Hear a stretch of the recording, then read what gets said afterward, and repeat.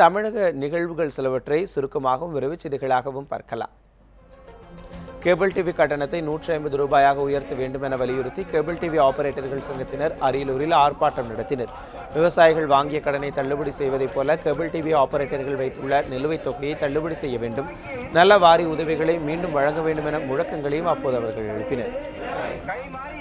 கரூரில் தனியார் உணவகத்தில் வேலை பார்த்து வந்த சிறுவன் தான் சிறுவர் சீர்திருத்த பள்ளியிலிருந்து தப்பி வந்ததாக கூறியதால் அவனிடம் போலீசார் விசாரணை நடத்தி வருகின்றனர். மொச்சக்கொட்டம்பாளையத்தில் உள்ள உணவகத்தில் வேலை பார்த்து வரும் சிறுவன் ஒருவன் ஈரோட்டில் உள்ள சிறுவர் சீர்திருத்த பள்ளியிலிருந்து தப்பி வந்ததாக உரிமையாளரிடம் தெரிவித்தார்.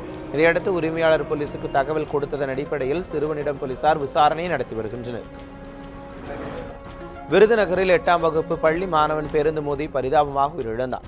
கருப்பம்பட்டியைச் சேர்ந்த சிறுவன் நாகராஜ், அவனது சகோதரர் மாரிமுத்து ஆகிய இருவரும் விருதுநகரில் உள்ள விளையாட்டு மேம்பாட்டு ஆணையத்துக்கு சைக்கிளில் சென்று கொண்டிருந்தனர். கணபதி மில் அருகே வந்தபோது அந்த வழியாக வந்த அரசு விரைவு பேருந்து மோதியதில் நாகராஜ் பரிதாபமாக உயிரிழந்தார். திண்டுக்கல் மாவட்டம் கொடைக்கானல் அருகே கிணறு ஆழப்படுத்துதல், பராமரிப்பு செய்தல் 3.5 லட்சம் ரூபாய் முறைகேடு செய்யப்பட்டுள்ளதாக பொதுமக்கள் குற்றம் சாட்டியுள்ளனர். கீழ்மலை கிராமத்தில் உள்ள கிணற்றை பராமரிக்கவும் ஆழப்படுத்தவும் கடந்த 2013-14 ஆண்டுகளில் ஊராட்சி நிதியிலிருந்து 3.5 லட்சம் ரூபாய் நிதி ஒதுக்கப்பட்டுள்ளது. ஆனால் பணிகளை செய்யாமல் ஊராட்சி மன்ற தலைவர் சென்ராயன் முறைகேட்டில் ஈடுபட்டுள்ளதாக மக்கள் புகார் தெரிவித்துள்ளனர். திண்டுக்கல் மாவட்டம் செட்டிநாயக்கன்பட்டியில் குப்பை கழிவு, பாலித்தீன் பைகளை அகற்றும் பணி நடைபெற்றது. இங்குள்ள குளத்தின் முகப்பு பகுதிகளில் குவிந்து கிடந்த குப்பைகளை ஜனநாயக மாதர் சங்கத்தினர் அகற்றினர். இதில் முன்னாள் எம்எல்ஏ பாலபாரதி உட்பட பலர் கலந்து கொண்டனர். நகராட்சி பகுதியில் நலத்திட்டங்களை செய்து தரக்கோரி தேவக்கோட்டை நகராட்சி ஆணையாளரிடம் தேமுதிகவினர் மனு அளித்தனர். சிவகங்கை மாவட்டம் தேவக்கோட்டையில் 27 வார்டுகள் உள்ளன. ஆனால் உறுப்பினர்களிடையே ஒற்றுமை இல்லாததால் நலத்திட்ட பணிகள் நடைபெறவில்லை என கூறப்படுகிறது.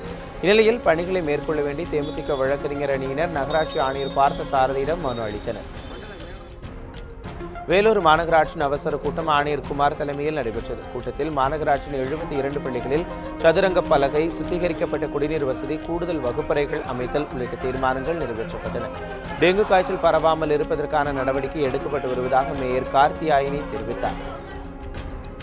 சேலத்தில் கண் தான விழிப்புணர்வு பேரணியை மாவட்ட ஆட்சித்தலைவர் சம்பத் தொடங்கி வைத்தார். மாவட்ட ஆட்சியர் அலுவலகம், திருவள்ளூர் சிலை, மாநகராட்சி அலுவலகம் வழியாக பேரணி நடைபெற்றது. முன்னதாக கண் தான விழிப்புணர்வு குறித்த ஓவியப் போட்டி மற்றும் வீதி நாடகமும் நடைபெற்றது.